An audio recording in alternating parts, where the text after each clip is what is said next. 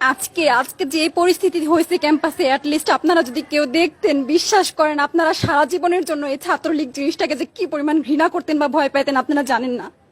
এরা আমাদের সামনে রড দিয়ে পিটায়া, ছেলেগুলারে রড দিয়ে পিটায়া একদম আধা মরা করে ফেলছে।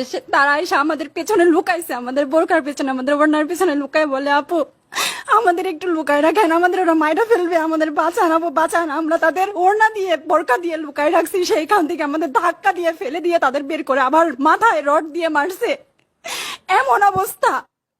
এবং তারা আমাদের ক্যাম্পাসের পরিচিত মুখ, আমরা চিনি তাদের, তারা এই অবস্থা করছে, রাস্তায় একদম শোয়াই ফেলছে। আমাদের হলের মেয়েদের বুকে বড় বড় যে আসতো ইট, এই ইট গুলা বুকে ফেঁকে দিছে, মানে একদম পুরো বুকে লাগছে, এরকম জামা কাপড় ছিঁড়ে ফেলছে, এত বাজে অবস্থা।